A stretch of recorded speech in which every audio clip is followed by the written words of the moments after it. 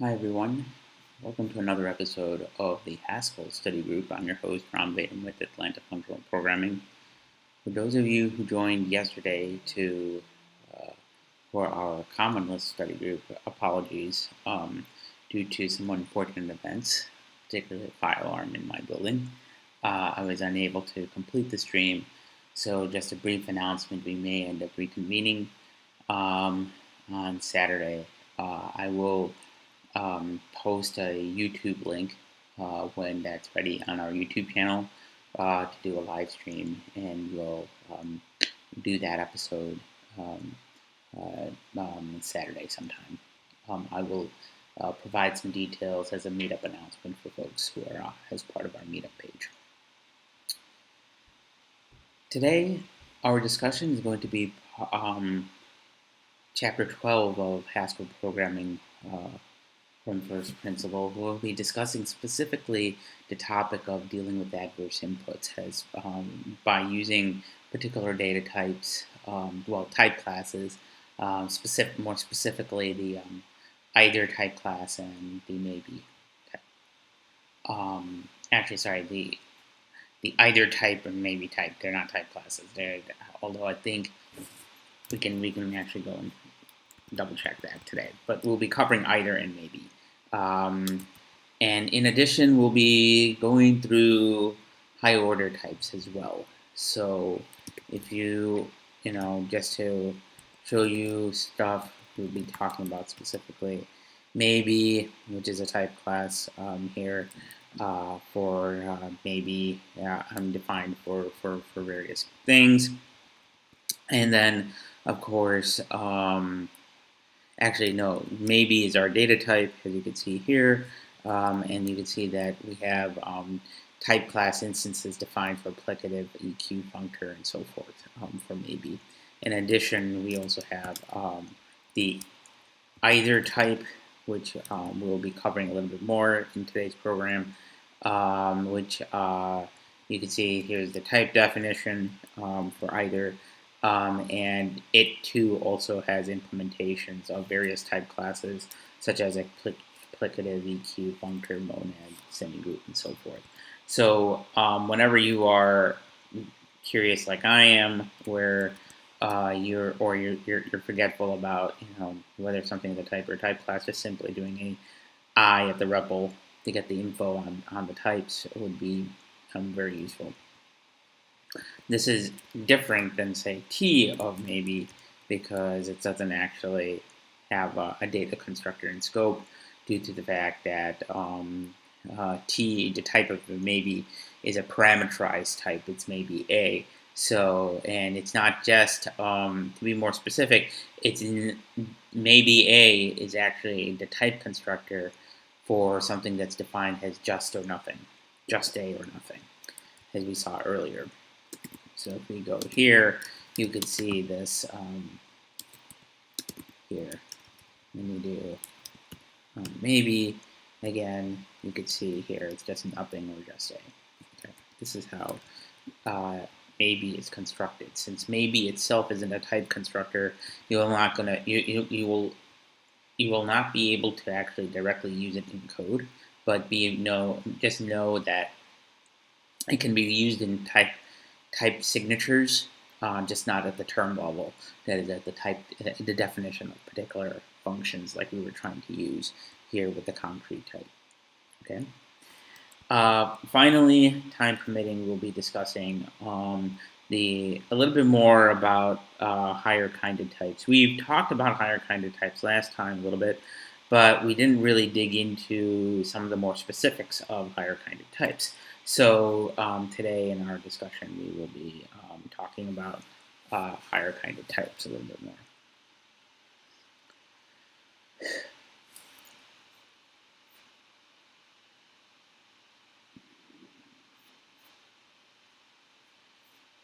So let's get started.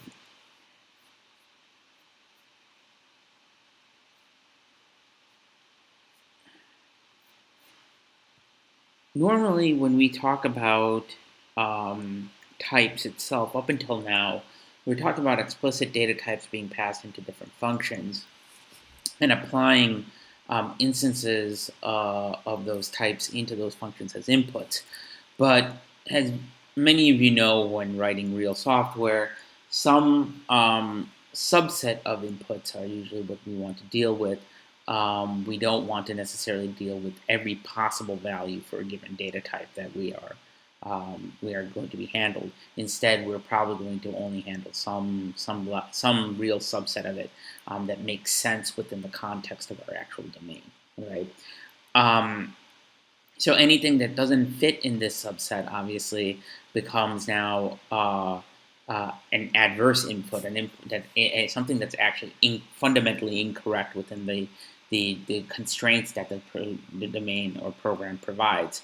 And we need to be able to handle those accordingly. We don't necessarily want, say, a computation to execute when a specific adverse input is provided and so forth.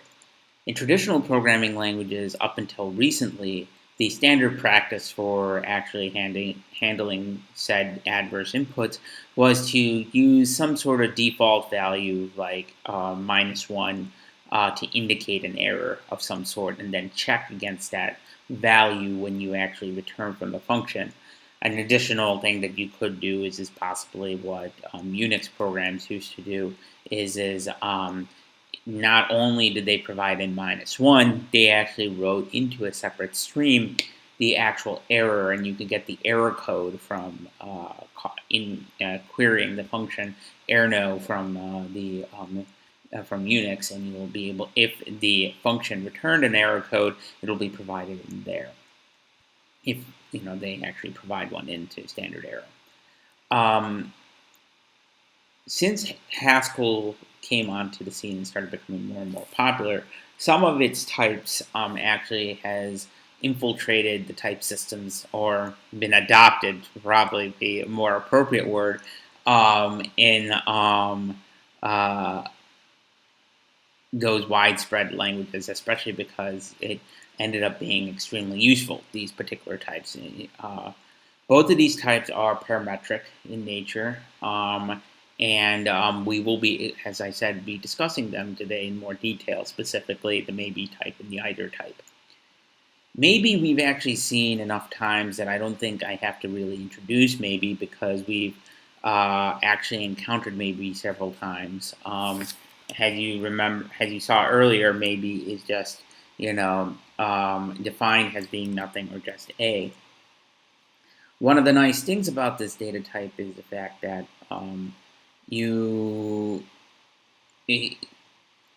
it's such a simple thing, basically, that allows you to essentially extend any particular function in such a way that that if you know that a particular set of inputs are valid, and you want to write a predicate such that it only returns the valid inputs and nothing for the valid outputs, you could leverage this maybe type to actually do this. Let's take an example that was provided to us. One is let's say that we wrote something that that deals with just positive numbers, okay, and we call it if positive. This is kind of an extension of what if even add 2 is provided in the book, but I thought it would be easier to just go through this one even more because it seems more obvious then. And all this is doing is we're going to return a 1 or we're going to increment. Actually, we're just going to return a 1 or nothing. All right, to start out with. Now, the first thing that we would do is we would do if positive n typically, and you could say if n greater than 0, then 1 else. And you may be wondering, well, what do we want to do if we if it's not positive? Well, one might think that we might want to do something like this, but now you've introduced a magic number, right? You're basically using some sort of falsehood that you don't necessarily want to be part of the actual function and return from the function. This becomes even more important is if positive, if we change this to something like, let's say, if positive, then increment, okay? Because here, what we're doing is we're basically saying that we want to actually increment a number if it's positive, but we don't want to really do anything if it's negative.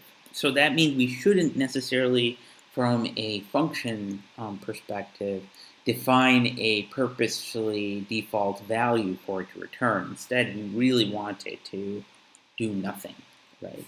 So this is where the maybe type comes in, as I understand it. And one of the nice things about this is you want to actually, instead of providing such a default value, you want to do something like this, right? Now, for folks who are wondering, would this work? So let me just show you. And this will obviously load, but here we're actually getting, we're using, obviously the minus value to actually indicate that we have caused an error.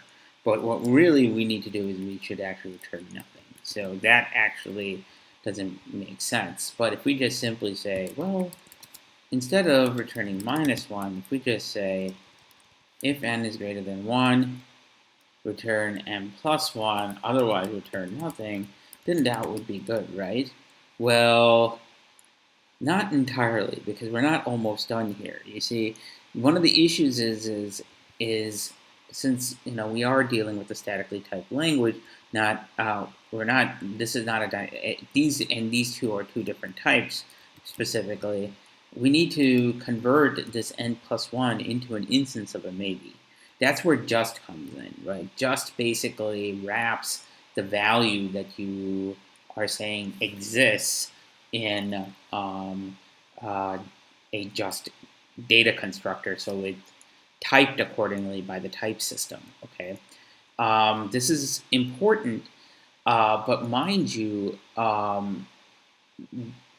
that this also means that APIs that expect using, just the native type itself, when you're handling maybe types, you're going to have to do some unlifting and unwrapping of the data constructor that was constructed to get the actual value. And we've actually seen some examples of this before when we were dealing with the data structures for binary trees last time specifically, where we had to unwrap essentially from the type the value that was actually being provided to our map function, and we ended up using that directly. And the way we did that wrapping is we used the input to destructure the value from the actual structure itself, and when we were returning it, we transformed it by applying a function to the input and then constructing a new instance of, in that case, it was a tree node. All right. So we're doing something similar in this regard. So here, what we're going to do is we're going to end up doing this. All right. If we didn't do this, here's what happens. Okay, you're seeing this error actually. It couldn't match maybe integer with the actual type integer. So if you try loading this, this is what you will get. You'll see on one argument, it's complaining n plus 1 is integer. On the other side, it's maybe integer because of what we provided in the type signature. So if we just simply do this and wrap this in a pair of parentheses, we're actually good now. And if we call if positive then increment 1, we get just 2. If positive increment -1, we get nothing. All right. You may be wondering why the wrapping of the n plus 2.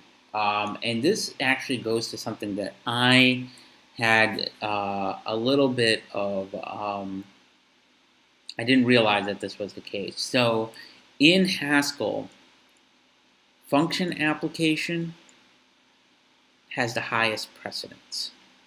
All right, function application binds the most tightly, so it has the highest precedence by the Haskell compiler. All right, so what would happen is if we do not wrap this, if we end up wrapping, just saying just n, what it's going to do is it's going to grab this and just do just n and then plus 1. Okay, it's going to attempt to add a plus 1 to just n. So this is kind of what it would look like. Okay, obviously that's not going to work, right? This is wrong. So what we want is actually this, because this actually makes sure that the computation is the actual value inside the just data constructor. All right. We can actually go up one more level of this and start writing what the book calls smart constructors, and I'm gonna just show the example of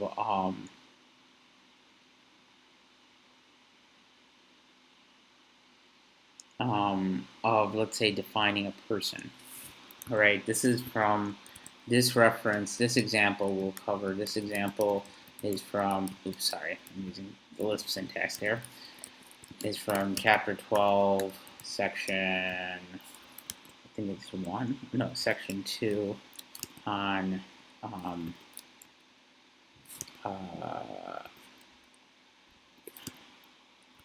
stop worrying and love nothing.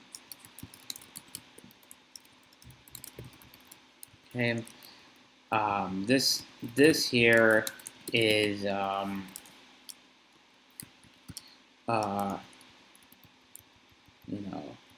reference from the Haskell book. This one is a particularly interesting thing because if we actually cover this guy and see what examples it is, it's particularly useful. So we have a name and an age, and let's say that we define a person to be someone who has person, name, age. All right, we're just going to use the same name for both the type and data constructor, and we'll just make a show of this, right? Now, we will end up creating, let's say, a function called makePerson. This is our constructor, all right? MakePerson that takes in a name and an age and will create a person, name, age, all right? Actually, I take that back. We will say this would make a person, a maybe person, all right? So here, you might be wondering why we're creating this constructor in the first place, because doesn't this already take care of that for us? Well, let's see what happens when we just use this as is, all right? If we try using person John Doe 35, it will create what we expect, and it will appropriately create a proper type of person, all right? The problem is this default data constructor does not handle invalid inputs. It doesn't, if we pass in an empty string into a person, you can now create an anonymous person with no name, all right? Obviously that's not helpful, right? Additionally, you can also make a person named David and give him a negative age, all right? Oh, sorry. I have to remember to go and do that. Okay. This is also incorrect because by the logic that I just put in, this is clearly going to be wrong. All right. So this is where writing a proper constructor function comes into play, because now what you could do is you could take make person, name, age, and write using guards, oops, sorry, I have to use not name age, name age, and we can use guards to actually write an appropriate check to see that name is not equal to the empty string and age is greater than or equal to 0. And if this is the case, then we could do person name age. Otherwise, and since this is maybe person, we're going to have to do the appropriate thing, which is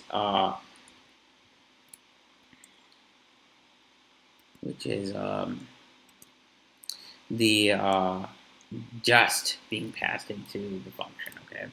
And remember, you could write it this way, just, okay, if you are so inclined, or if you recall, there's this nice little convenient thing that we could use called the $sign, and you could take out that unwraps the parentheses, and you could just pass the input of person name age into the just data constructor, okay? And now you no longer need the parentheses. Now, just be careful. Sometimes if you're writing the application, just remember, although function composition is left to right composition, the innermost function is actually applied. So it is right to left applicativity. It will take the input that's at the rightmost function name and then work its way up to the outermost function that's provided here. So in this case, name and age is passed to person, then the value result is then passed to just. Okay. In the case of otherwise, we'll just return nothing. Okay, we won't do anything. So this here is good, right?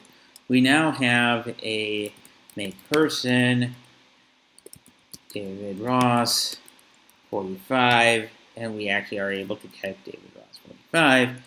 If we try to make somebody say with no name 60, we'll get nothing. Okay. Additionally, if we want to pass in a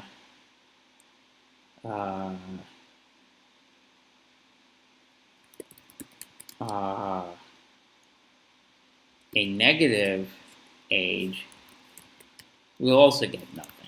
Okay, so everything looks like that it's good, right? Make person, this kind of logic, actually writing guards, are essentially a common practice that they named these types of functions smart constructors, all right, when they meet certain criteria. One of the issues here, though, there's still a new issue, a different issue with this code that we are seeing here. Okay, although we have dealt with the error handling specifically from address inputs being passed into this function, one of the problems that it's going to introduce now is this confusion from the end user using your API, wondering which actual input was invalid because we're returning nothing. We need to make this a little bit more informative so that the user will actually be able to understand this. This is where the either type came in, and we can actually go and use it accordingly. Okay. So here we can actually do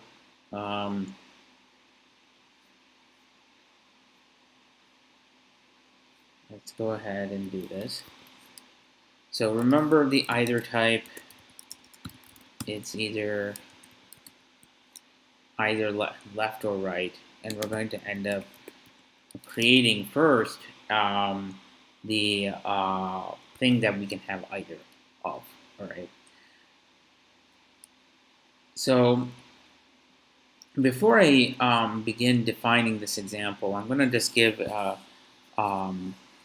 a fair warning to folks who are used to using the practice of what Go provided, and that is using multiple return values, but using the actual value being returned being the first thing that's returned and then the error, okay? As you will soon see, Haskell has a different, it inverts those, and the error actually comes first, and then the actual value comes second. And there's a reason for this, and we'll discuss that in a minute. But I wanted to give a fair warning to folks who are comfortable with that kind of notion of returning an error, that it's going to be definitely a little bit jarring to switch between Go and Haskell if you're not too careful, because or even other languages that adopted multiple values in such a way the first value is always going to be the correct value that's being returned by the function, and then the error being returned second. All right. Just be forewarned that is different, but it's different for a reason. We'll cover that in a bit. But first, we need to define our actual. I hate this name being person invalid. It's going to be not invalid person. Invalid.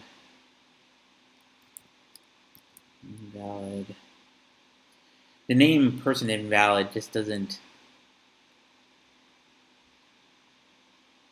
Really, it's the construction that's invalid. It's not the person that's invalid. But we'll use this for lack of a better name. So a person invalid could be because the name is empty, or because the age is too low.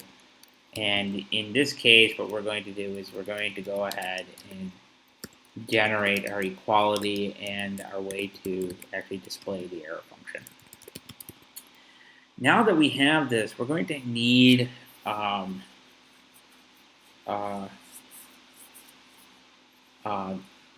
this type. We'll start, actually leveraging it for actually creating an error check inside, or returning an error inside of our construction function. One thing to be reminded of, all right, is the reasons why we're actually choosing both equality and display. Display, I think we don't have to really cover, because displaying show, specifically the show type class being generated, is important because it allows us to see what type is being returned in the command line.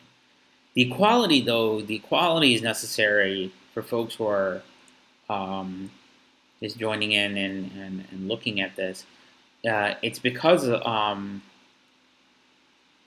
pattern matching, in pattern matching specifically, inside of with the case expression, the data constructor is the condition. And we can't actually equality check the data constructors unless EQ is actually provided, okay?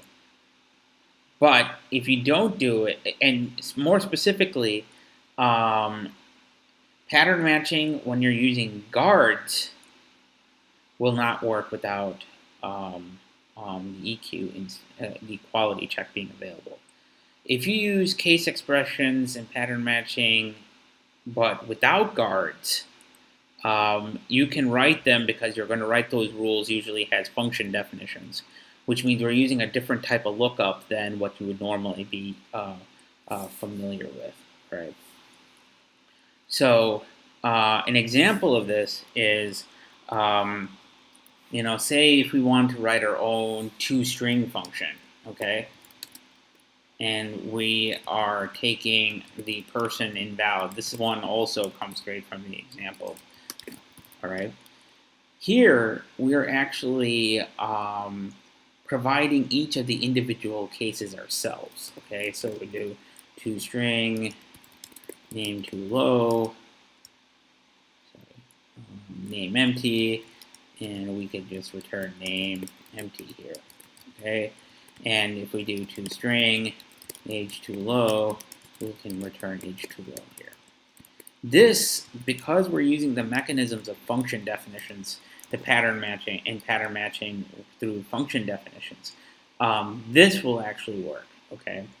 But if we were to define some test function, and I'll just define this way without EQ for the time being, and then we could see what happens when we add EQ to it. And we do this.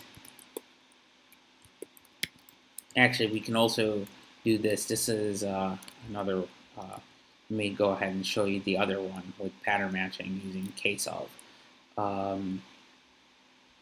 So if we do toString2 person invalid string toString2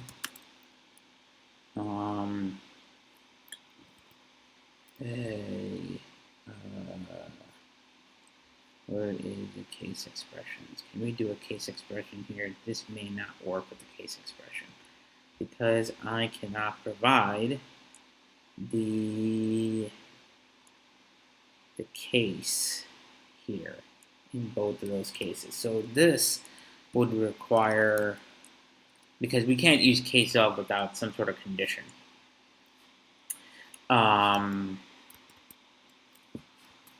So if you go into Haskell,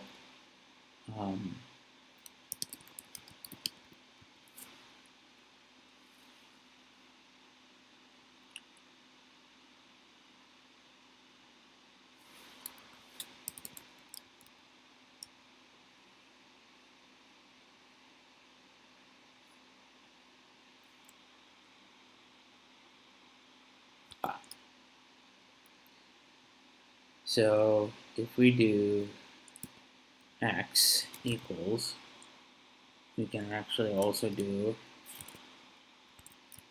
case x of, remember our syntax, name to empty returns name empty.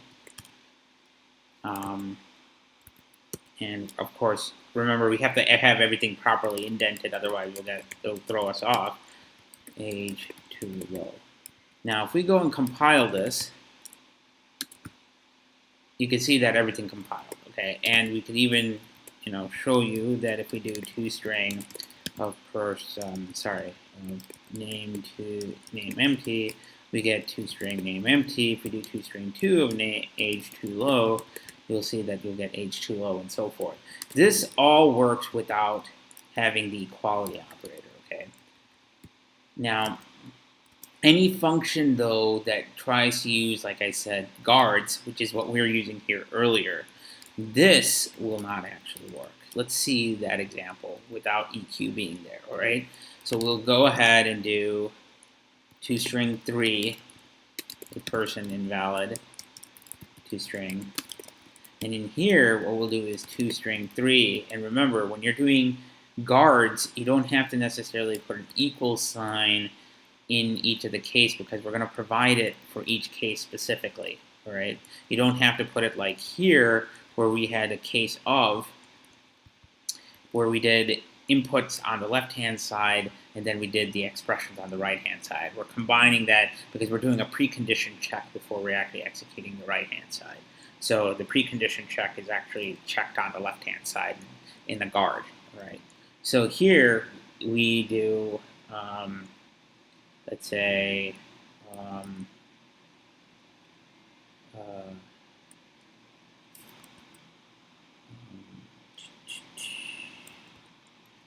we end up using x again. X equals name empty. This becomes, we have to use the equal sign here. Name empty. X equals age too low. Actually, we could actually do this otherwise because there's only two options here. It's a sum type of 2. Actually, that's probably a bad idea. We'll do x equals age too low equals age too low. And then otherwise, we'll just say tab. Okay. As you can see, oh, right. You have to also indent here. Now we're good. Now we're going to get an error. Okay. But we're going to get a different error. The error that we're going to get is EQ person invalid is not available. All right. And that's because we didn't define the type class instance. We didn't generate a type class instance for equality. The equality check, this equals operator is part of the EQ type class. All right, you have to instantiate the EQ type class in order to get an equality operator or use the equality operator on your specific type. Does that make sense for folks?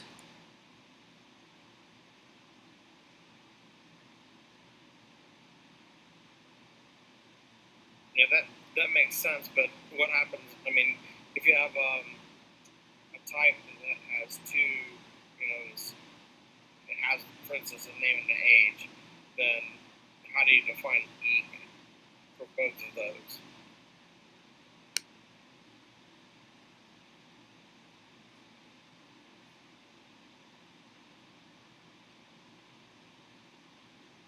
Could you repeat that? Sure. You're going to get an error if equal fails, right? Right. So we need to define a failure for both, like empty name and also negative age, for instance. Right. So how do, I mean, I'm sure this will work, but I don't know how to do it, right? Because so now we have a polymorphic type, right, or an algebraic type that has both a name and an age, and we want to determine that when someone tries to construct an instance of this type, that it's going to be valid. And there's a couple of things that could make it invalid. One is an empty string for a name, and another is a negative or 0 for the, well, I guess negative for the age, right? Right. So how does if we're going to derive eq, we have to derive eq for both. Actually, it'll derive it if you do deriving for EQ at the top level for the sum type, it will derive it for both. Okay. All right. Okay. So this is why we are not defining this. We are generating it here. We could certainly define it. We could certainly write our own instance EQ person invalid. Okay. Okay. Yeah, I thought you were saying that we're gonna have to explain eq, right, for each type. And, no, no. There's actually quite a few. Actually, surprisingly, I did not realize this when I first went through this, but there are quite a few operators that you have to define for the EQ type instance. Mm-hmm. EQ not equal. You can't actually define one or the other. You have to define both of these. All right, and that's the minimal that you have to do, right? So this, and you could certainly, okay, the easiest way to do this is this is how you make regular types actually in other languages that allow you to do operator overloading. To make sure EQ and not equal don't have different semantics, you would just say, if you define not equal, you would define equal with respect to not equal. It'll just be not equal, and then the other way around. Or ideally, you would define equality and then just say not equal, and then you're okay. You'll get the not equal if any of the cases fall through. All right. But my point is there's no reason, since this is a simple type here, there is certainly no reason for us to have to define this. Okay. Yes, of course, that will take a little bit more work. We could certainly go through that if folks are interested. No. I don't want to. And I would not call this, if you're calling this a simple type, well, it's simple, but it's not atomic, right? Yes. It's got 2 dimensions at least. So it's pretty cool to go through. Here's what Haskell makes available just through its magic machinery, right? And we can just put in the keyword deriving eq, and it will say, hey, whoa, let's see if this works. And it has all these ways to deal with equality. That's really nice. Yes. So this way, we don't have to really worry. One of the nice things for types that are, I shouldn't say simple, but they are, there are no type constructors, there are nullary data constructors, okay, where you don't have to handle different cases for the nullary data construction. And this is particularly for types that are like this, all right? These are, I would argue, I think they're like, the instance themselves are called type constants, I think, and we'll be touching base on some of that terminology in a bit. But for these nullary constructors, it is just so much easier for you to just go ahead and do derive. Heck, I would even make an argument that I think you could use new type here too as well. I don't know why the authors chose to use data. You could, I think, use new type here, and it'll be just as equivalent for this particular thing for the errors. But the generation of the type class is the same. Let's try it. So I think if we do new type, see errors. What is it? New type must have exactly one. Oh, that's right. New type requires two. The only constructor. It's only a constant data constructor. I forgot about that. Let's see this. Exactly one constructor. Because this is a sum type, and we covered that actually last time. Goes to show you that I unless you're doing it every day, sometimes you might be able to forget some small concept. You can't use new type on sum types at all. So that's why. Okay, that makes sense. Okay, so because we now defined the EQ type class interface using deriving, we've generated the EQ types inside using the Haskell machinery. And because of the Haskell machinery doing what it did, here it makes things a little bit easier for you to actually go in and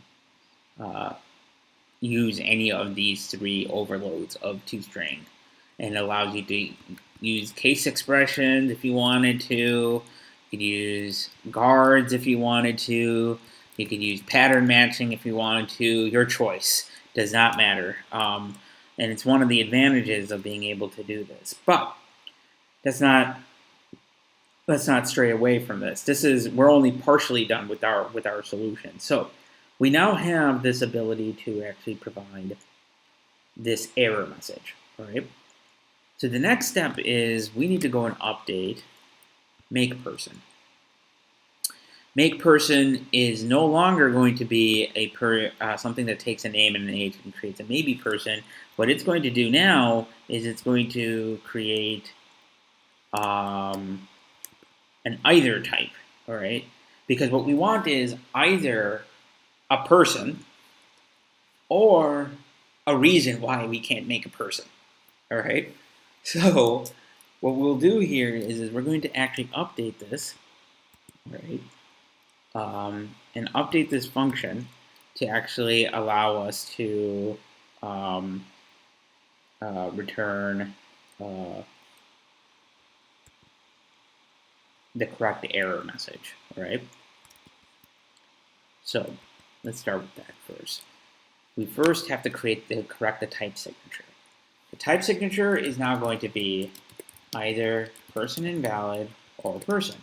We'll get back to why person invalid. Like I said, this is different for most folks who are used to functions written with multiple value returns, where the second value is actually the error clause, right? Whether it be OK or ERR, if you're using Go, these are kinds of terms most people use for whether or not a key is found or whether or not we return some error. in this case, we are actually doing a different invalid person, and this is again, we'll touch base on this particular thing, but just right now, just keep in mind that they're going to have the error first, then the actual value. The next thing we're going to do is we're going to correct our first case, okay, whether or not we have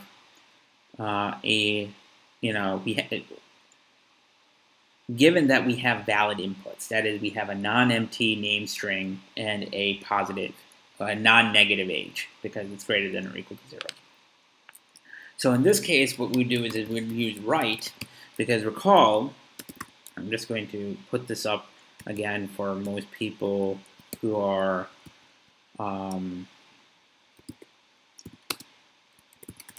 wanting to see the actual signature.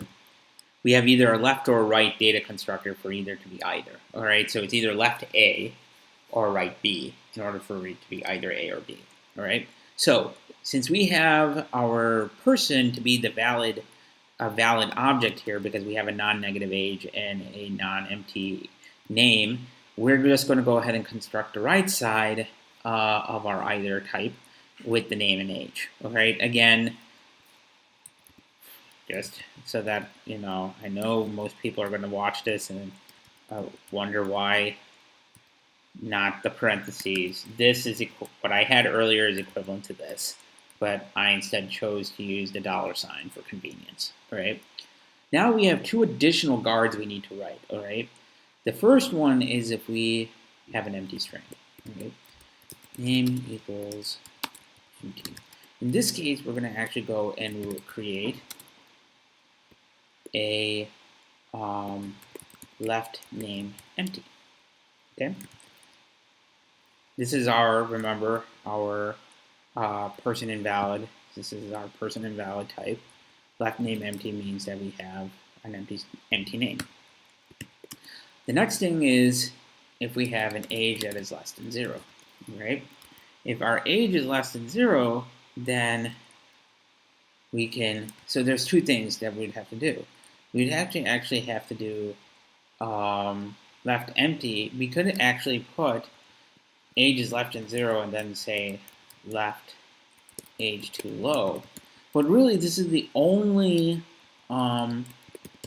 type that we need to cover. In addition, either its name is empty or we have age too low. And as you can see, Haskell actually tells us this too as well. If we actually go and look at the underline that's provided here, we can see that warning incomplete patterns, non-exhaustive. Unless we have an otherwise clause, this guard is not complete. And since we don't have a default case here, since name empty is the first case that we defined, age is less than 0 automatically now becomes our otherwise clause, right? So now all is good, all right? We've compiled, we have our thing. Now let's go ahead and define that. Let's see what happens. So we have our makes person John Doe 35. Okay, make person empty 60. What happens? Left name empty. You notice that we're getting now, instead of just or nothing, we're getting right and left here. Make person David, and then say -5. We'll see that age is too low. All right, but we're not completely done here. We're almost there. This is getting better, right? This is fine. But what happens?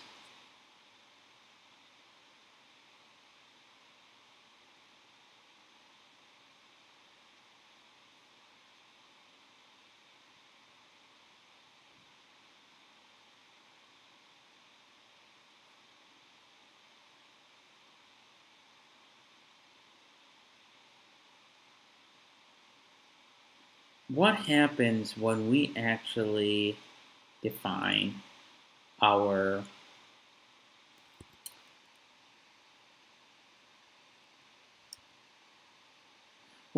let's first cover this one thing before I get into this next case, right?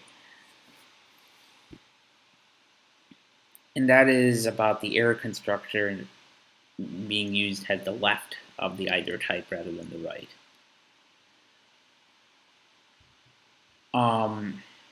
Haskell convention requires left of an either type to always be the error case, all right? The error constructor, the error data constructor for any error type that you returned, okay? The reason for this has to do with composition and ordering of arguments, all right? Actually, it's function application and argument ordering, okay? Normally, you want function application to stop computation whenever it hits an error, normally, all right?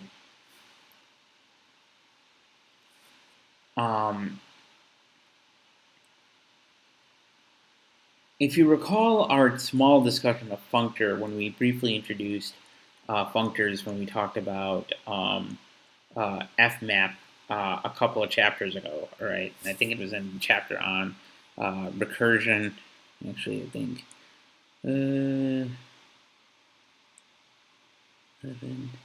it's actually on our discussion on lists. Functors have this fmap function that maps and actually iterates through every instance of a given list. But if you're using an either type, the functor type class interface will not map over the left type argument because we actually applied away. So if you end up getting a left type argument of an either type passed to a functor, you will end up actually aborting computation. This is important for making sure that maps appropriately report errors when you need to. Now, there might be cases where you still want to continue computation. That's not the indication of it that you can't do that with the functor. When we actually visit functors, we'll actually find ways of actually handling this particular case. But just bear in mind that for now,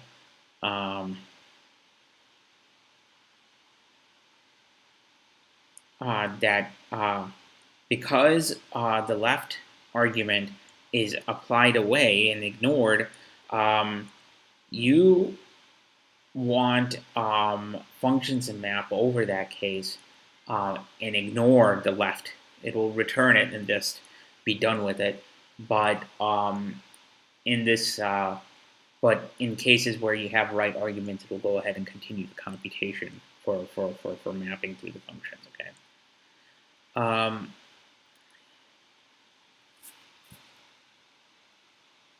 Now, we just saw when we have a normal thing, we saw that we get a minus. We get the right person being constructed. We get the left person being not. But there's this one thing that it talked about that I thought was pretty neat in the book, where we have this case. Let's say that we have both -1 and a non-empty string. What do you think will happen in this case? If those of you that said that we're going to return an either type, but we're going to say left name empty, you'd be exactly right. But that's not actually true. Both the name is empty and the age is too low. We just misinformed the user because of our API does not allow us to return a list of person invalid functions, right? But in order for us to do that, we need to go in and construct a new type that would leverage this, okay? Because we need to collect these things, right? So in the Haskell approach, when you have to construct multiple types, you create another type, another higher level type, all right? So in this case, we're going to create type validate person that takes a type A, and okay, and this is going to be either person invalid or A. Now, those of you might be wondering, well, You just made a polymorphic type when ultimately you want either person or the list of person invalid. Okay. Now I noticed this too as well. I'm wondering if we could just do this. So this works, but let's see if we do this being a type alias. You see, the reason we can't do this is now this is already a type that's in our system. Okay, it's already been registered. Okay, this is a type, a concrete type. You can't actually create a concrete type like this has a type alias. Now you could certainly maybe do this and make a type alias and it'd be okay. But now how do you construct it? Okay. You may need to provide a couple of things, right? Now, the reasons why that this was a polymorphic type, though, isn't because of the fact that they would use a type. They could just do a single person. It's because each of the individual errors in our sum type is of instance person invalid. And what we want to do is now that we have this new higher level type that we can use later on in our constructor, we can actually provide predicates, if you will, that could create our essentially our either type here that we're constructing, which will then be an instance of validate person, right? So an example of this is, let's say that we create a function called ageOK that takes in an age and returns either a list of person invalid or age. Okay. Now what this does is we can just say ageOK age, and we'll just write this using the same case expression idea. So case age of, all right. Oh, sorry. Case. We'll write our expression here. Case age of age greater than or equal to 0. Remember, our age has to be non-negative, as you can see in line 17 in the code. If this is true, what we're going to do is we're going to return age. We're going to do right of age. Okay. Because age is of instance age. All right.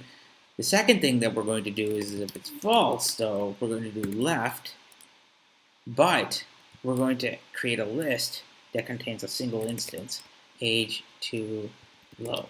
Okay. We're going to do the same thing for name OK. Okay, we're going to do this for both, either person invalid or name. All right. And name OK takes in a name. Case name not equal to this of, if it's true, go ahead and return name. If it's false, go ahead, oops, sorry, we're going to return right name. We're going to create left name empty. Okay. Now we're ready to update our constructor. All right. We've created these predicates, and these predicates are going to be used in our guards when we to actually go in and construct this actual function. Okay, and the way we do that is by first creating an alias. All right. Now, one of the things that you need to be aware of is, since we have now this list being returned by age and this list being returned by our name, okay, we need to have some rule for concatenation, right? Haskell's pattern matching will come to the rescue here, all right? So instead of actually defining our function this way, all right, which will comment region, let's go ahead and create a function, all right? Because this is taking a name and age. And what we're going to do is we're now going to not do a either person or invalid. We're going to do a validate person, okay? And what this is going to do is this is just going to call make person. Let's call this make person prime. What we're going to use is our name okay name and our age okay age. All right. So what we'll do is we're going to go ahead and define this on make person name age. All right. So now we have our function. Okay. But we haven't defined make person yet. This is where our pattern matching is going to come in. We need to first define the function signature of this. Well, what is that we're passing to name a make person, right? We're passing it a validate name. Sorry, validate person name. All right, and then we are passing also a validate person age. Now notice I'm using both the parenthesized and non-parenthesized version here. You can actually unparenthesize the first argument, but I did not, just for illustration purposes. Okay, and then you can do validate person. Okay, these are each individual type constructors. So if you just now provide rules for this, we're going to actually have to write all the cases. But how many different cases are there now? Well, technically, there's 4 cases that we need to think about. Okay, either we have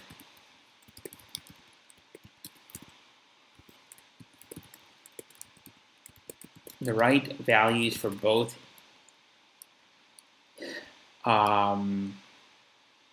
name and age, at which point we're just going to create right $, and just create our person name okay, age okay. Okay, but then we also have the opposite. Okay, sorry, no parentheses here. Left bad name, left bad age.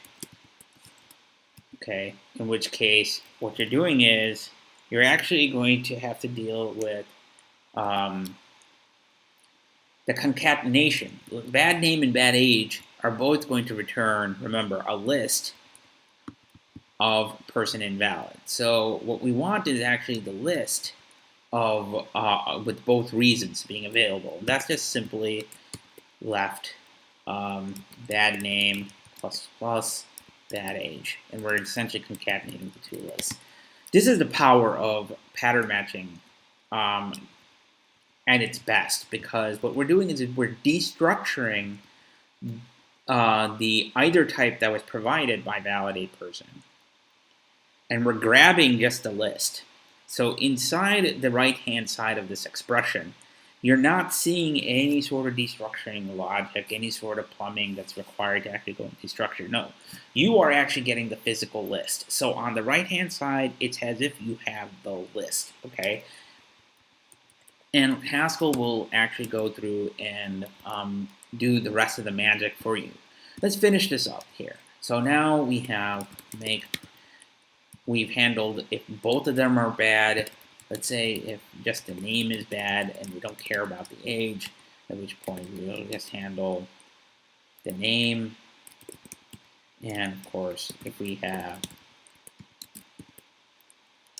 nothing bad for the name, but the age is bad, we'll obviously return the age. Okay, let's compile this. We see everything's okay. We'll take our first example.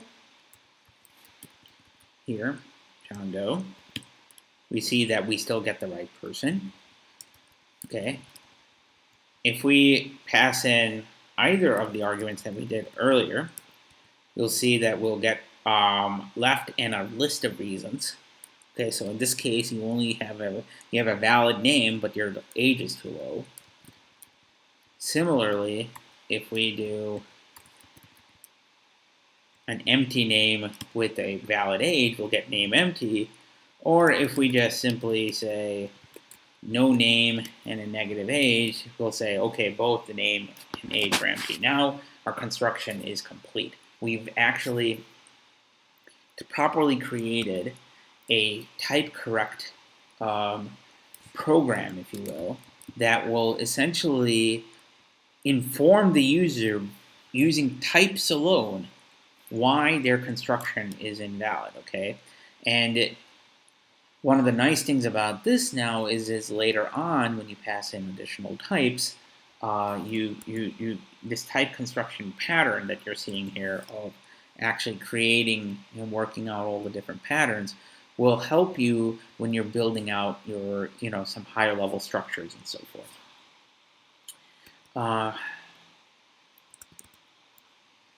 So are there questions?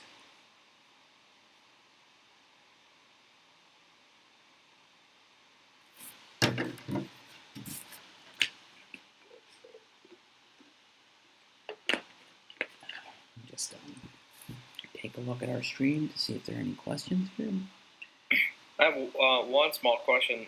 In the last case, given that our first case is both of two things that we need to be correct or valid are valid, that's the easy case, right? And then the next case is both are invalid. Right. Mm-hmm. And then the third is the left is invalid.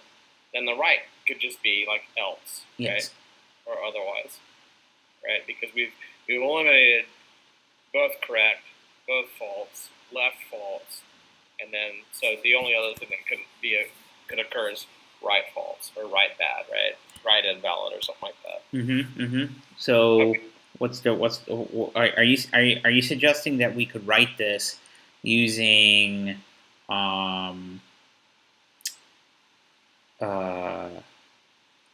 using underbar, right?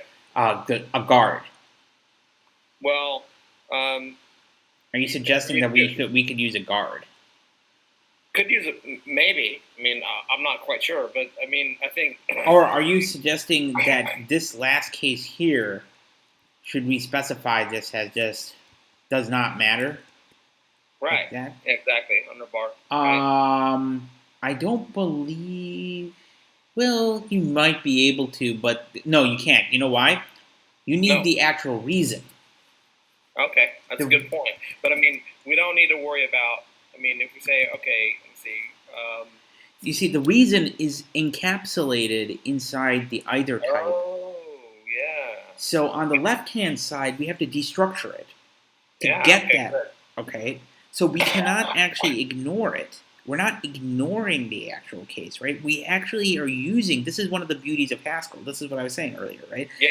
This beauty is the fact that not only are you specifying the cases. Yes, you're going to have to actually access all the cases here, but you don't have to worry about all this machinery of grabbing the actual information in the wrap to type, because Haskell takes care of the unwrapping for you. Right, because it's still, understood. So, but I mean, okay, let's think it through again. Right, so in the first case, both name and age are valid, right? Right, and in that case, what's going to happen, let's actually go through this, all right? Let's actually go through this. It builds us a person record, right? So, yes, that's what we ultimately are doing, but let's go through this, from the top level, okay? So when we pass in John Doe and 35, okay, we go through and we make a call to name OK first, right? Because it's left to right. Name OK will realize that, oh, this is true, this is a non-empty string, and it's going to construct us an either type, specifically something that contains in the right argument the name that we provided, okay? Okay. So you're not getting the name, you're getting right name. I understand. I understand. And so then we'll also get hopefully we'll get right name and right age, right? Exactly. Okay. So now we have this. Now that we have right name and right age, the first lookup that we're going to have to, it doesn't matter about the names of them, okay? Just because it says name okay. But here, and although this is giving me a warning saying that I'm doing name shadowing, but that's fine. Okay, that's a nice trick. But, okay, so name okay is going to return the right of, the either, right? Yes, right name okay, what it does behind the scenes is... It's a maybe, right? So name okay returns a maybe. Is that correct? No. Name okay returns a validate person name. Okay, so it's an either, which is going to be either an error on the left or the correct value on the right. Exactly. So that's cool. So then first case is neither of those fails, right? So neither of them return the left. Okay, I'm just going to rename this in the meantime, just so that I can actually. I apologize. I hate these warnings being there. Just Okay, so if we have a good name and a good age, then make person takes the right of both good name and good age. Right. If either of those fail, and those are functions on the parameters that got passed into the maker, right? Right. So then, good name. Let me see. So the next case is both are terrible, right? Right. In which case, we should get the left of both, right? Right. But again, the left of both. Don't say right, say correct. So okay, correct. Okay, I'm sorry. You are absolutely correct. We need to provide the left of both. The one thing to note, though, is, and I think this is a good analogy, although I'm sure folks who think that I'm completely out of my mind using this wrong terminology, please, give me a post so I correct myself. Yeah, that'd be great. I think the closest analogy that I could think of these rights and lefts for the either type is like accessors, all right? So you got this object, okay, that's validate person. This is an instance of this type, okay? Now, there are these two functions that could take this instance of this either type, left and right, all right? And in the case that right is non-empty, which the type class machinery will recognize that, it's going to give you the right answer. If you have nothing in the right, if you access the left and the left is non-empty, it will give you the left answer. So, I don't think you could do, and this is probably something that's interesting. We could always play around with this. We could say left of make person John 4. Okay. So technically, this is going to be a right of left. I think this should give me an error. Oh, it actually allows me to construct it. What type is this then? This is interesting. Because I guess this is... okay. It created another type based on the inference, saying that it's either a validate person or a B. Okay. Could we have some in this maker function, right?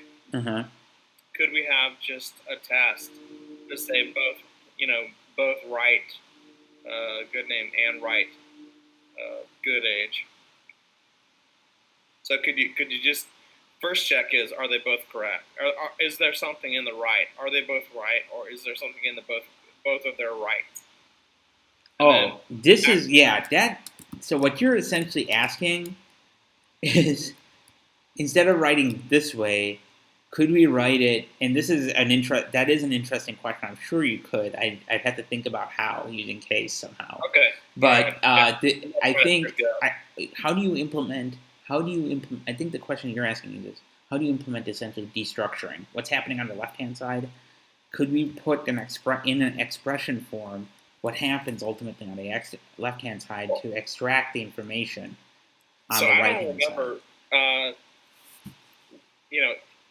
Let's say we got validate person age, right? Yes. Okay, so then the right of good name is going to be it's either going to be a name or nothing, right? Right. So in which case, if we can say like if both write good name and write good age, then return give me a properly formulated, properly formed data person. Right? You see, I just don't know if the right data constructor. You see, we're treating the right data constructor as a function that will give us a maybe type there. Sure, but we're not doing that here. We're actually saying this is an instance of this valid type. So I'm wondering what the destructuring piece is happening. That's a very good question. I don't know. I don't know the answer to that. I don't know how destructuring happens to ultimately give us on the right-hand side of the expression good name and good age. Okay. Well, let me see. Make person, right name, right good. Okay. So the destructuring is saying, okay, it's got to either. Basically got it. Well, I don't know. I didn't write Haskell, but if you're saying that like write good name, write good age as a pattern match, right? So the pattern matcher is going in and it's going to say, okay, I've got this thing called good name, and I want the right of it. And there's only what's a pattern matcher going to do, right? We haven't asked it very much, other than really does it exist or not? In which case. It's gonna not be nothing, or it's gonna be nothing. Right. In which case, okay, fine. If there's both, good. Give me the properly constructed person data structure. Otherwise, right? We want the concatenation of their lefts, right? Because their lefts must be the errors. Right. And then. So that's it. There's two cases, and the third is well, actually, that's it, isn't it? No, there are two additional cases. Either you have the left or the right. Sorry, a bad name or a bad age. Okay, but in the first test was, do I have both of them that are good? Right? Yes. The second test. In which case, I want the right of both of those. Right. Mm-hmm. And then in every other case, I want the concatenation of the lefts. So the lefts will be a concatenation of either a bad name and no problem with the age, or a good name but problem with the age, or problem with both. So really, it comes. But it's not. But the way you said it. You said that there's the concatenation of both the lefts of both the name and age. That's not entirely true. That's only if they're both bad, right? You could think of here. Hold on. If one of them is not bad, then it's nothing. Right? It's nil. Yeah, it's nil. So you're doing the empty set here. You could technically say you're essentially doing a concatenation between. Something and nothing, right? The bad name, it's not nothing because nothing is a maybe type, all right? So it's actually technically the empty list constructor. So it's okay, but we could build that in there, though. That's right? Identity. So this is basically nothing more than this. Okay, that's what the equivalent is. You're saying this is just identity, but that's the same as this, right? Okay. Simplified. Well, that's what I'm saying, is that like one or the other or both. I mean, we can't have both of them being in the empty list because otherwise we would have gotten caught on the first test, right? Right, that's exactly right. Okay, so one of them or both of them is bad, in which case the error list is just the concatenation of the two errors, each of which is a list that's either empty or has something in it. Right. Okay, now I see what you're saying. Yes, that is right. But the only reason why... Sorry, yes, that is correct. I got to make sure that I... That is correct. Yes, sir. So, okay, fine. So, I mean, I'm not trying to quibble. I just think that this is really cool power. The reason why one must be careful about that is the implication about the second case that we're concatenating between something and the empty list is Right. it's an implicit empty list because we're not actually constructing it because of the nature of the either type. Yeah, but that's Haskell's problem, not mine. Right? They say what they're going to come back with, and if they say they're going to come back with an empty list, There's an actual meaning of either. Either means I think it's exclusive or, all right. No. Right? It's No, it's not. either that or it's the other one, but it's not both. You can't have both a left and a right in an either. I don't think so, at least. I think you're right, but the problem here, we keep using the word right a lot.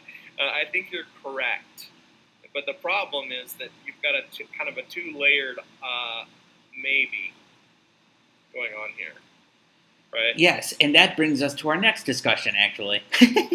Okay. because what but we in this have case, here, I just want to say, in this case, right? yes. So if it's going to kick back either something or the left being an empty list, Mm-hmm.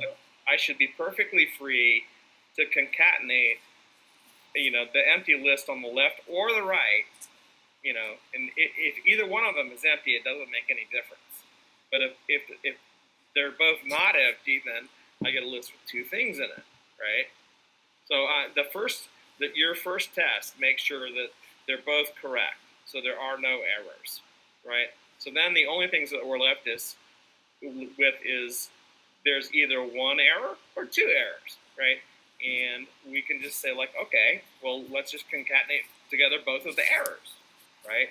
In which case, we don't say it right. So, see? So if we just take the left, which is the error for both of them, right? Then if we concatenate them, we're going to either concatenate empty with something or something with empty. We've already tested, and it's not empty and empty, right? Because that was the first case. Right. The first case is, do we have two good things? In which case, we turn the right and the right. And then otherwise, there must be at least one error. And in any case, that error will be either nothing, or an empty list, or it will be a list with one element in it. So we're going to end up, if we just concatenate the empty list with one element, we get a one element. If we concatenate one element with the empty list, we get one element. If we concatenate the only other case is we've got two errors, in which case give me the error from the name and the error from the age, right? And we concatenate them, and we're good to go. So I think that captures the logic. So really, it's just the first case is right good name and right good age equals right $person good name good age, and then otherwise it's just the concatenation of the left. Right. Two lefts. God, I got this. I'm sorry. I'm sorry. Correct. I'm sorry. Correct. Yeah. Correct. So I think that just comes out much simpler, right? I mean, your first test is, did everything go right, and then the other did everything work out well, and then the other test is just, okay, give me all the errors, right? And the fear is, and I don't believe this is going to let's try it out. I don't think we can get rid of these. I think you're saying we don't need these two, essentially, right? Let me see. I think it's actually even simpler. It's once we pass through we have a good name and a good age, that condition, right? So we have the correct return from that. Then Okay. the rest of it, I don't even care anymore. So there is the rub. We are getting incomplete patterns when we do that. Huh. Weird. So since there are two arguments that are both either types, we need to provide 4 combinations. And again, it goes back to the nature of the either. I think it's. You know what? This is a good. This I'm gonna leverage this, right? This is a good case for macros. Zing! Yes, this must occur a lot, right? What if we have something in these 14 things that need to be valid. Right.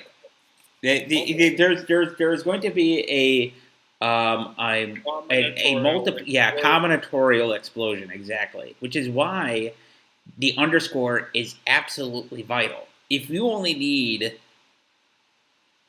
6 out of n possibilities, where n is greater than 6, all right?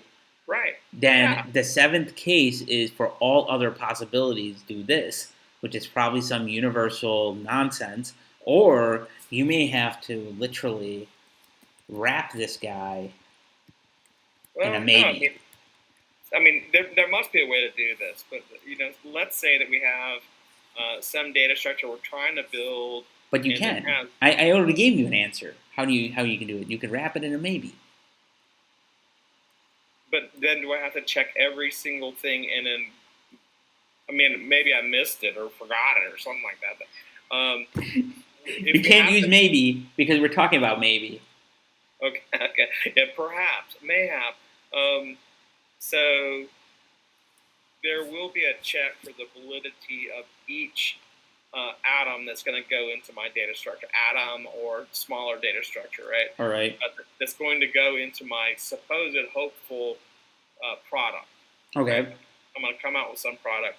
So what I don't want to do is have to test every combination of, for instance, let's say there's 10, right? That means that there's 100 possibilities, right?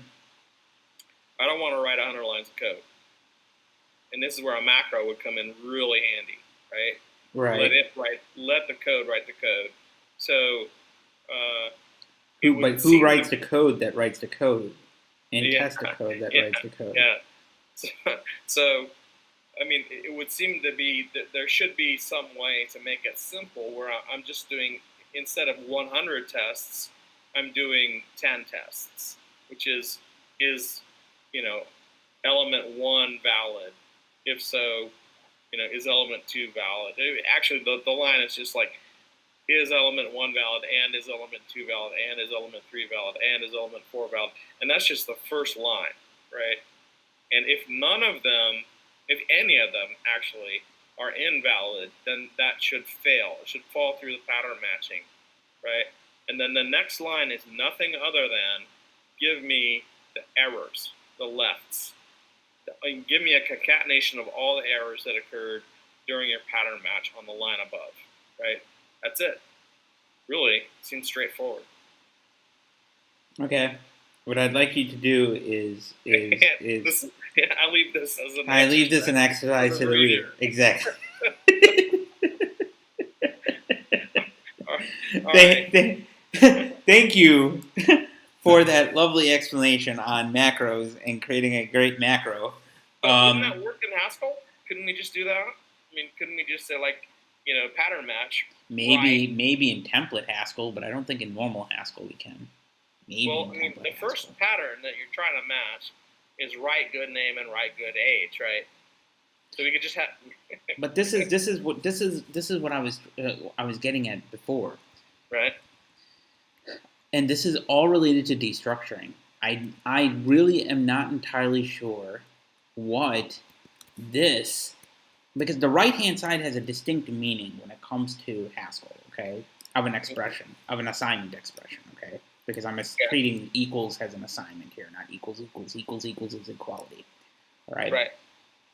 In an assignment expression, the left-hand side is treated as your type a part of your type check, all right? Okay. The right-hand side is where you're doing data construction, all right? So writing write good age actually means I'm constructing a type of validate person with write good validate person age with write good age, all right? It doesn't mean that we are destructuring it and getting good age out. To use, how do we do that? I don't know. I really don't know.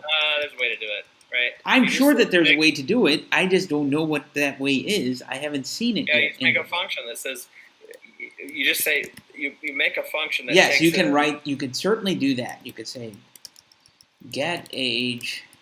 Right. Do validate person age. I mean, come on, that's the beauty of functions, right? We could go ahead and do this, and then this will give us an integer because we're expecting it to be an age.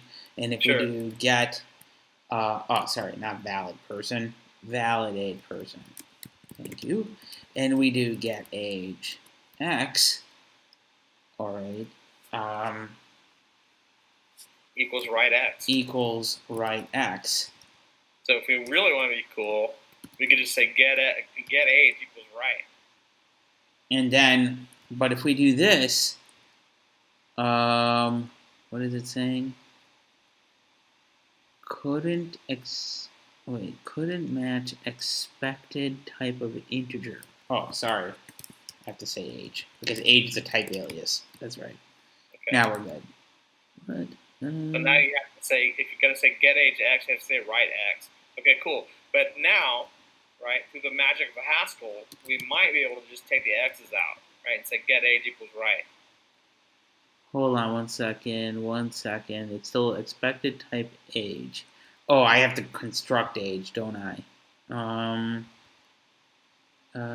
Let's see if I can do this. No, this is a type alias. This should be fine.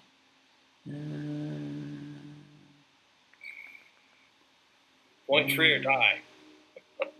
What?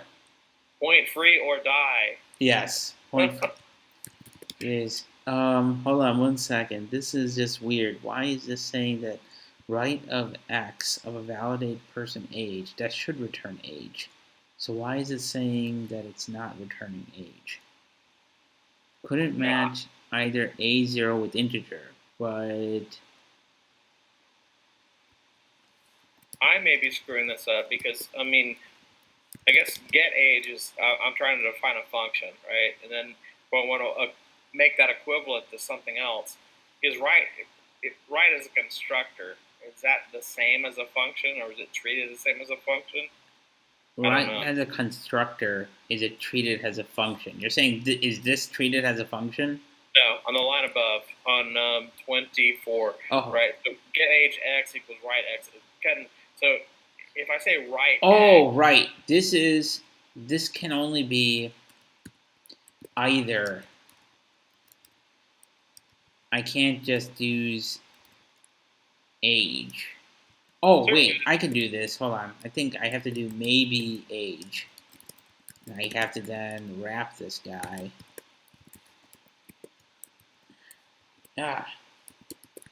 Okay. And then say just. Yeah, that might work. That'd be cool. But now we still have a problem. It says could not match validate. Oh, it still is going back to that integer problem. So, and unfortunately, I don't believe with type aliases you get a data constructor. It's automatically inferred from the inference that age is of type integer underneath. So this behind the scenes is the storage. So you don't get a data constructor. All right. I'll stop bugging you. All right. So please continue with your show. That was a good discussion.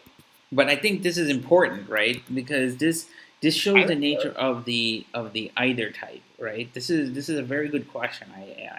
I thank you for asking it, because this also goes to the heart of what's happening on the left-hand side of this expression here, all right? Because I really don't know how this destructuring piece is done behind the scenes.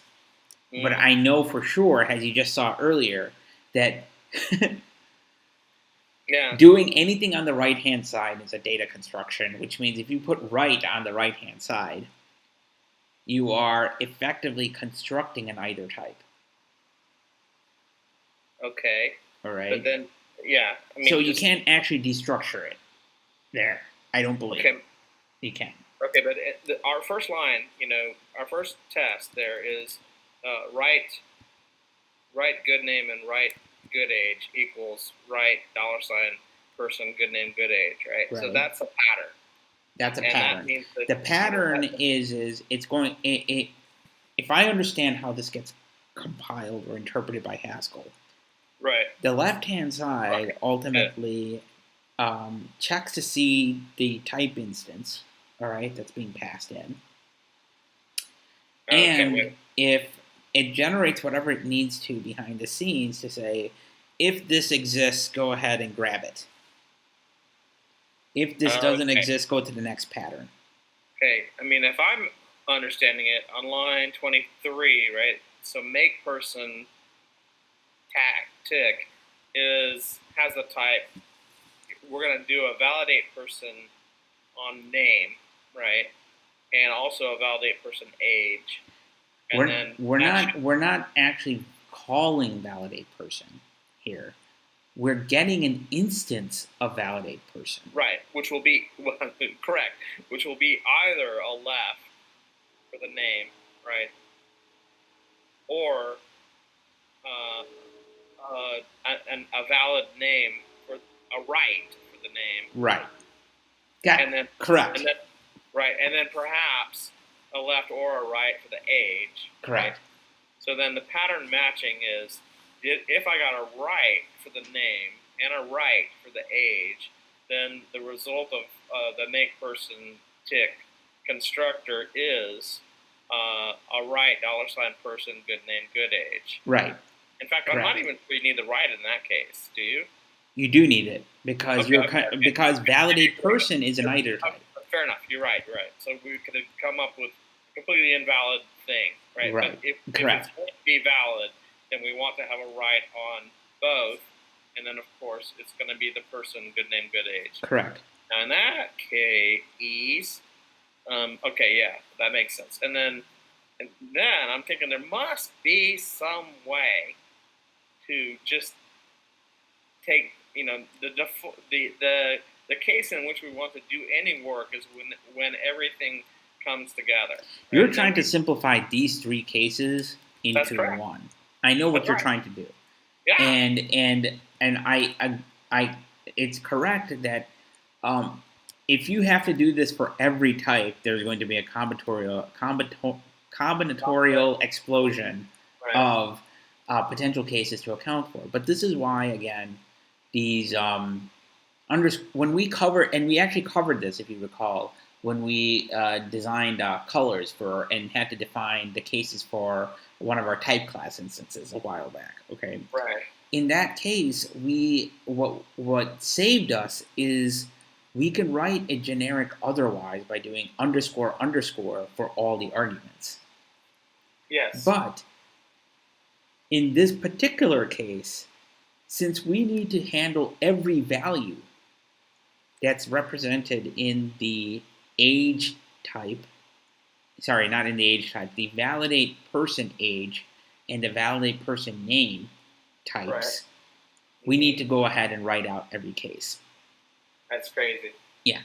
At least I don't see any other way of handling it because we need to handle all the cases. We need to handle every member I totally of the understand that they need to be handled. I'm sure you can feel me here. It's going to become problematic as we start if we add just another validate person argument here. It becomes really... Now suddenly you're just like, what the heck? I should let the computer do this. Right? I should let the computer do this because now you have 27 cases you have to handle. Exactly why we write macros, right? Right. So just give me some list of the symbols that are for... Anyway, different language. That was yesterday, but continue on. Let me go take a water break. All right. I'm gonna go get some coffee. Okay, thank you. Thanks a lot, man. No problem. All right.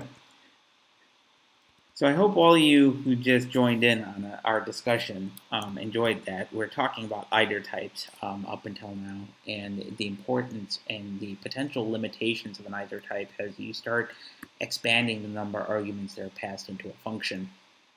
Due to the fact that if you need to handle every possible value in a given either type, there's going to be much like what we had with enumerated types in our type class instance episode. a combinatorial explosion of all the cases that you may have to handle manually. And this is where, if you had a language like, say, Lisp, you have this ability to actually go and wrap it inside of a macro to generate code. Haskell has maybe some similar stuff, but I don't recall maybe some of the stuff that we talked about before to handle all those cases. But I'm not entirely sure. One possible thing is you generate a type class, for example, and then do derives for that type class. But even there, I think there's a problem. I don't think deriving will handle all the possible cases. I'd have to think about that and let you guys know. But our viewer earlier pointed out at something, or alluded to something that we're going to get into right now, which is the nature of either and just either and maybe, and that is the notion of higher kind of types. We talked about higher kind of types before, and I mentioned to you that kinds, to begin with, is this notion of whether or not we have a concrete type or not. Okay. Again, the Haskell report defined higher kind of types in its derivation of the term in inspiration from higher order functions, where functions take functions as arguments. In terms of higher kind of types are types that take types as arguments. Right? These are type constructors that take types as arguments. Okay. Now, this requires me to kind of tell you what the Haskell report says, and the book kind of mentions this a little bit about the difference between type constants and type constructors, where type constants are concrete types and that take no arguments. They're already concrete types. And we've seen a couple of these before when we use the kind query operator that's inside the Haskell REPL. Recall that if we pass in any concrete type like character or integer, we'll actually see a star. That's a representation by Haskell saying that this is an instance of a concrete type. This also even gets returned when we ask for the kind of, say, a list of integers, because the list of integers does not require any additional type information or type to be provided in order for the reduction to occur and a concrete type to be ultimately created. It already has all that information up front. Now, if you provide, though, kind of to the empty operator, you'll see that the list operator requires that a type be provided before it actually goes and creates an instance of the concrete type. Now, I will say that that in this particular case we are dealing with a single kind. Okay, although internally, technically, we have a higher kind of type with in the case of list. But since we passed in an empty list here, we are actually going ahead and treating it as just a normal kind rather than a higher kind. All right, but we've also seen this this normal kind of type with maybe. All right, maybe takes in. Remember the maybe type constructor. It takes in an A and gives you a nothing or just A. You have to provide some sort of type to maybe in order for it to know what the construction is for just. Otherwise, it's going to be there's no information that can be acquired regarding the type information of the value that's being provided to maybe. This is why passing in either a direct type, which will allow the type inferencer to infer what maybe's type is being constructed, or explicitly providing it in your type signature is absolutely important.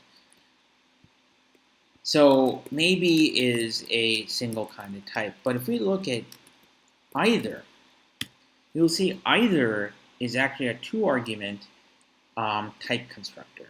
Okay. This 2-argument type constructor is called a higher kind of type. You can create your own single types, and up until now we've tried this. We could do example A equals blah A or boo. Okay, actually we should provide the nullary constructors first.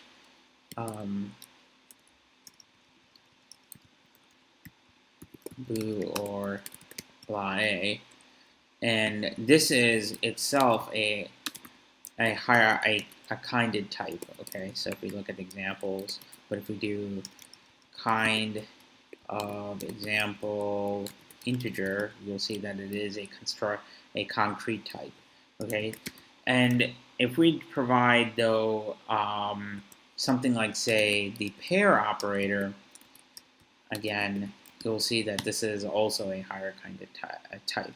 What that means is we can actually do the same kind of crazy partial function application if we wanted to actually create type factories, if you will. Now, I'm not entirely sure how you would define such type factories inside, say, Haskell. My guess is, and we can just try this, is if we do foo AB, all right, which is, let's say, bar A or baz B, and we have this constructed. If we end up now providing, say, let's say we create a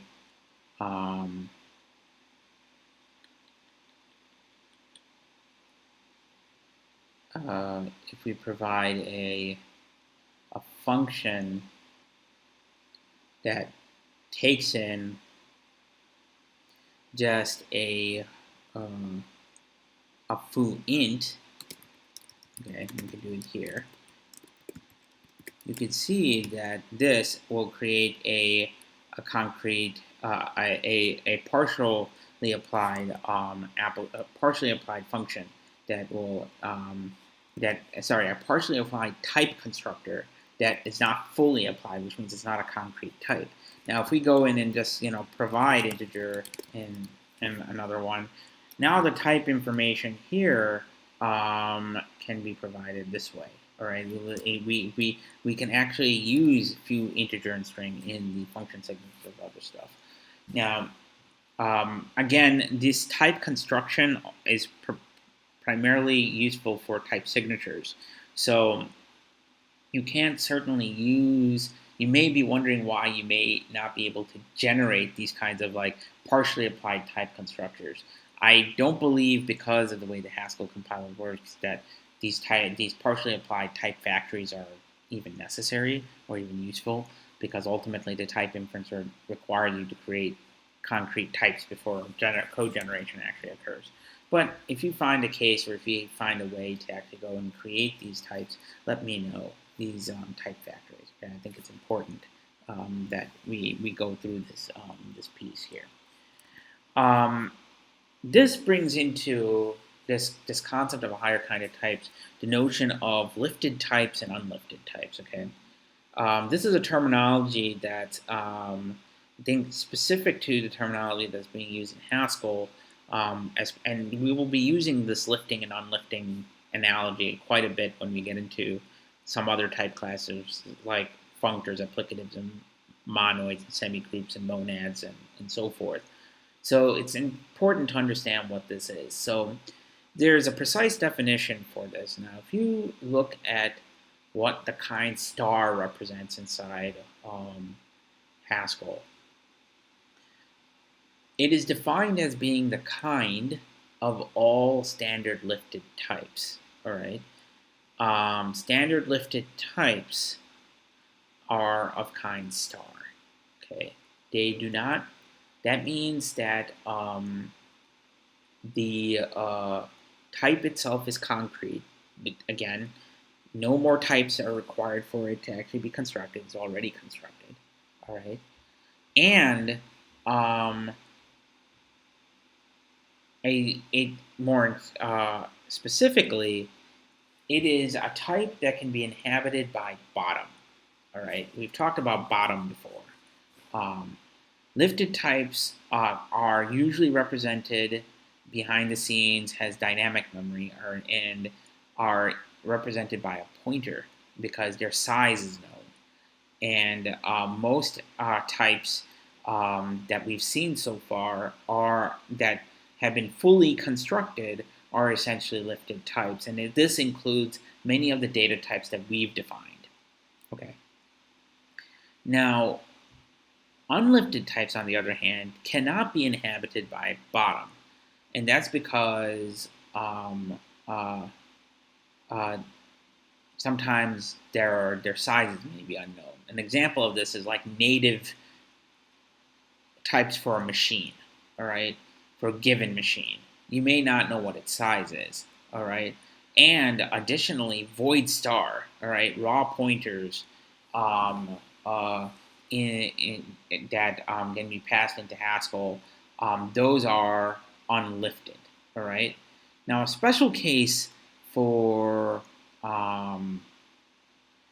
lifted types, a special case of type construction that you must be aware is new types that we saw earlier when we were trying to define a new type as a sum type.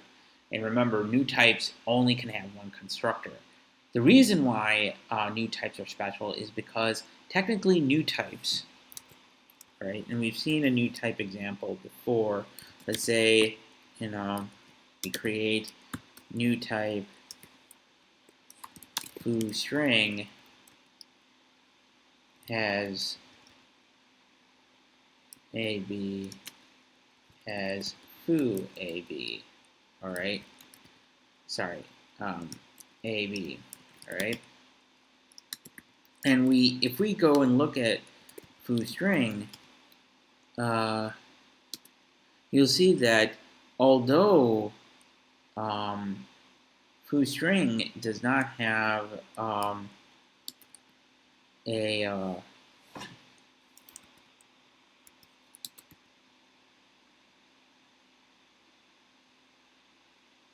sorry. Let's say that we have foo A. Oh, sorry. Keep forgetting that we can only have one field. Let's say that we create a new type foo A that requires a one type constructor, but we do example A, right? Now here, this is important. Foo string A is essentially going to be nothing more than a alias to example A, okay, in code generation, okay, in what DHC has done. So they're technically fully constructed, but they are unlifted types because underneath their representation is identical to the underlying type that they contain. In this case, it's going to be example. Okay, so we're not a new type instance is not actually creating a new type of itself, but it's creating a new type of the underlying representation of the type that it's using. All right. So if we create a new instance here, kind foo integer foo string, you'll see that this is actually applied as a star star, but behind the scenes, that's because it's actually an alias to example star. All right, just be aware of that. Let's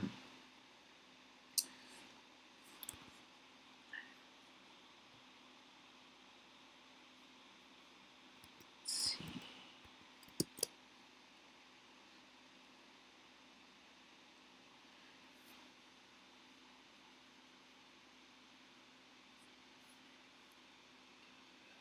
We talked about is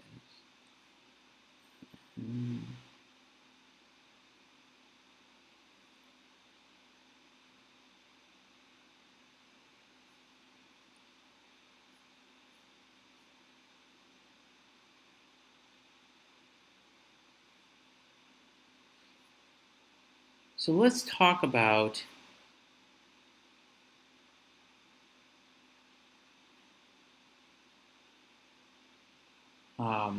just type construction for a minute. It's it's reduction of this kind type that we've seen before, and how it applies to something. All right, let's consider maybe again. Okay, because maybe is a very simple, standard prelude-based type constructor. Okay, we know that we have to provide some sort of type again to actually go and construct or maybe. One second. Let's do this. Int. Maybe not in scope. But maybe. Sorry. My apologies. I have to do kind. Maybe int. Okay. Not type. Maybe. So if we do kind, maybe integer, you'll see that we can actually go and say we fully constructed a type. Okay. But let's say that we try to do kind of maybe, all right? So we're saying a maybe, all right? This is actually going to give us an error. Why? Because of the fact that maybe itself is a type constructor. It's expecting a type to be provided. Now, you can go in and add potentially a type here. We could say that we have an integer, so we could say maybe int. We're wrapping it a couple of times later on. This is normally bad practice. I don't think you should ever do this. If you do maybe, you're going to end up having to do at least some unwrapping at some point. And that's actually the essence of some of the higher level patterns that we'll be discussing later on. But I don't think in general you would ever do maybe. It might be returned as a function of some other type, okay? But the point is the until the type is fully constructed, it itself cannot be a parameter to another polymorphic type constructor, right? Or a kind, okay? That's kind of the end result of this. This includes the type that we provided earlier, example. Example cannot be used as directly as an input to the maybe because it's not fully constructed, all right? But if we provide example int and we wrap it, this will actually create a proper constructed type, okay? Now, there's all sorts of things that you need to be aware of. So, for example, kind, we've seen this with the empty list, but if we go and try to kind it with an integer, we'll get a proper constructed list and of integers and so forth. You'll also see that when we saw this earlier with integers and so forth. Okay, but we can't do this with an empty list on this. Okay, because again, this goes back to what we're talking about with all the other ones so far. We could certainly maybe wrap this, and we'll get that. This is okay. If we go and try and find the kind of, say, a list of car, we'll see that maybe list of car is okay. And there's all sorts of things that we can handle here. We've actually encountered using this kind of pattern when we were trying to define safetail. If you remember safetail, we defined it as maybe, let me see if I remember which one it was in. It was in, I think, list ops. Let's see this. Safetail. So if you recall our safetail example here, we have used this maybe type, but this maybe type was a type constructor A that's going to give us maybe A. and it waits until it gets the input to actually go and create this, okay? As soon as any sort of polymorphic type variable, any sort of type variable is passed into a polymorphic type constructor, it will construct and become. So if it's a concrete type passed into a polymorphic type constructor, and all the type arguments have been bound to some sort of type, then just like normal function application, the type constructor will say, okay, now I can construct a new version of this type, and it will actually go and create a constrained or concrete type. All right, you could think of it if you want to as a type constant, but I would say it becomes a concrete type. Okay, and we've seen many examples of why of how type constructors can take different arguments and how it can it can multiply, like we've seen already in our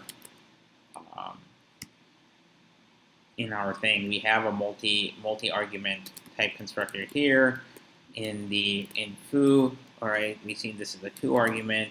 You can make this actually into a 3 arguments. We can create some really nuts type constructors, bad, C, and now you have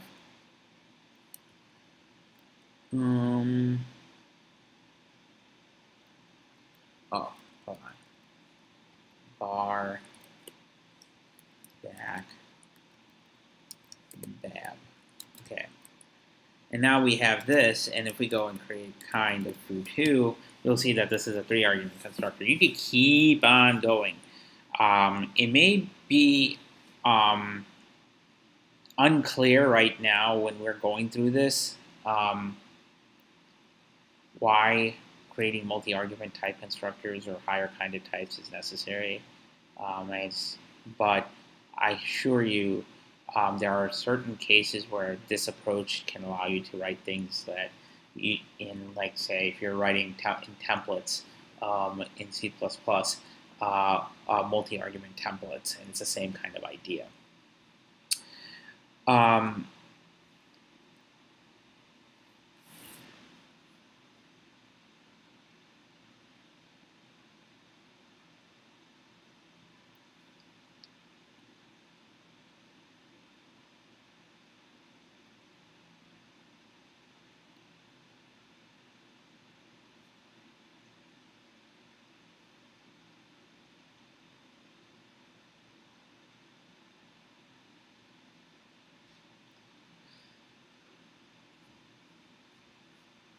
One thing to note, and one final thing to talk about, is data constructors and what they mean inside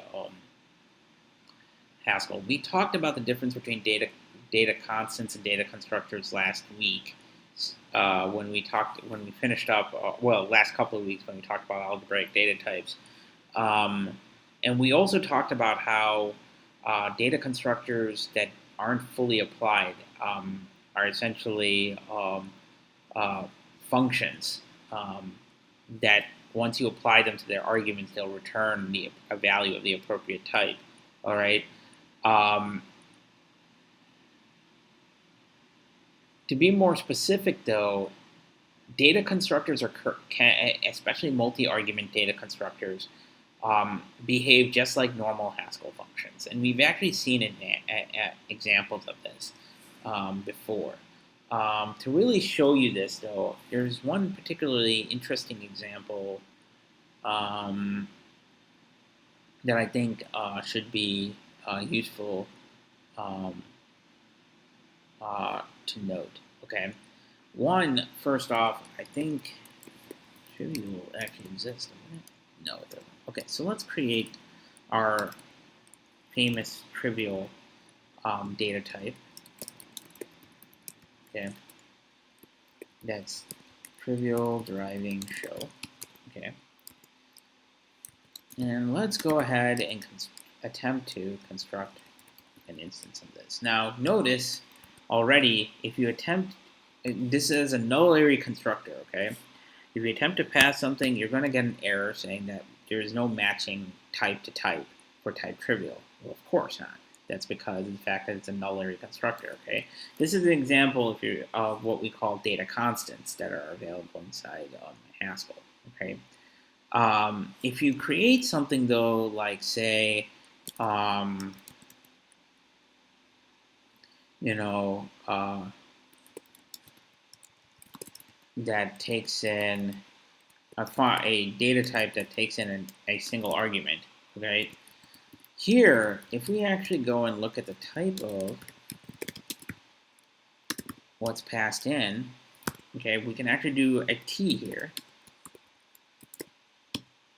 And you'll see that the data constructor for the type it actually is taking an integer before it could actually create a new instance of the unary type, all right?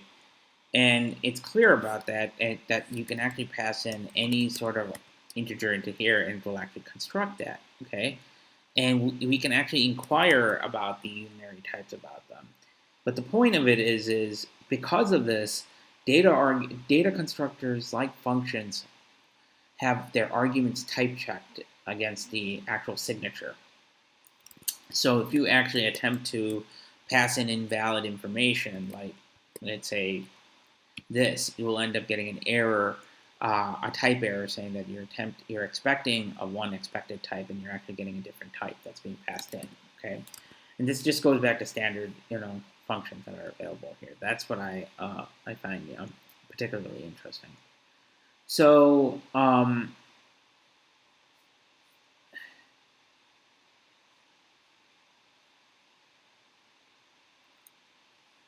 you could certainly expand this data constructor by parameterizing it, and we've seen examples that we parameterize stuff.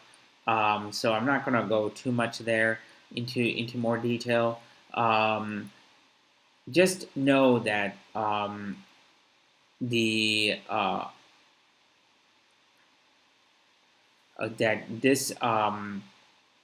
data construction require, especially if it takes arguments, they're just functions that are going to be properly applied.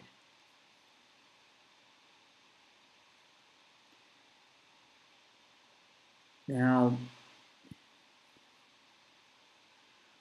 one thing that I'm going to just bear in mind, I'm going to just briefly mention is, and this is related to polymorphic types and type constructors. And I'm only mentioning it briefly here because I feel the authors just mentioned this in passing at the very end of this chapter, and I will reiterate it at the appropriate time again. But there's this note that mentioned about in this chapter that talked about polymorphic types with type constructor and how you can't ordinarily hide polymorphic types. All right. So an example of this is if we create a data constructor that requires a polymorphic type, okay? So let's call this polytype, okay? Where the polytype takes in no arguments, but the data constructor takes an argument, all right? As soon as you attempt to compile this, you're going to get the following error. It's saying that the type variable is not actually in scope. Well, of course not, because we actually haven't defined the type variable on the left-hand side. Okay. This is important because, again, during construction of the concrete type, if the type variable is not in scope,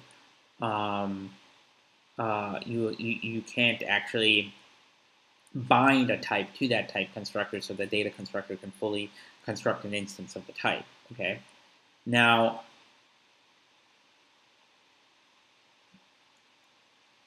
for the time being, I think it's necessary to just recognize that we're just starting on this language. And so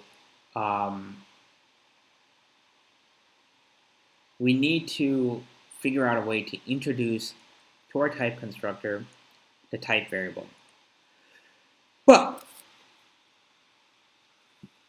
excuse me, but the one thing to understand is Haskell, just like other languages, has some loopholes around this that you can actually workaround to introduce such a type variable on the right-hand side for your data construction. Now, the reason why I'm saying that we're beginners, and I think we should all, bear that in mind when we're going through, is I don't think it's necessary for you to hunt down how to do this right now, right? There are some very far out edge cases where it is necessary for you to introduce a scoped type variable that's on the right-hand side and it's not exposed as part of the interface. And it's normally not a good idea, all right? It's normally not a good idea. But at the appropriate time, talking through it, I think it can be introduced. But we need to go through the rest of the language to really understand why. And you could then go through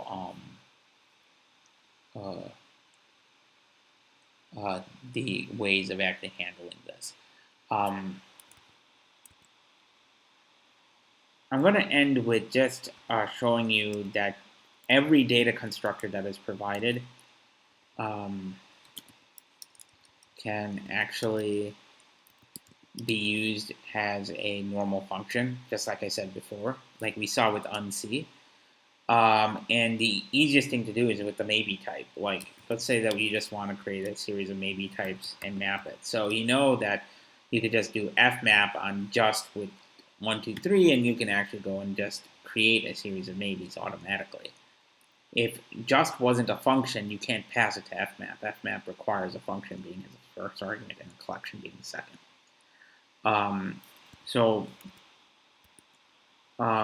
I think that mention of that example at the very end, I think, really drives home the point in Chapter 12 that data constructors are just normal functions. Everything's applied as a normal functions. Do not treat them any different than normal functions. Okay, it's just that their implications are with respect to the type engine, not necessarily with the respect of values being returned by your code.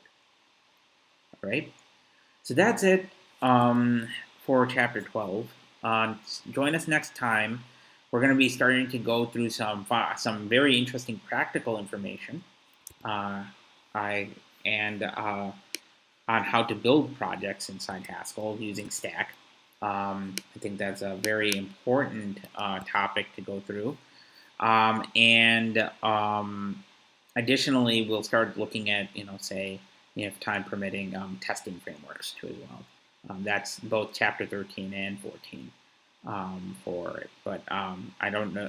We'll see how much time it'll take us to actually go and do some of the basic stuff in the project generation of the chapter.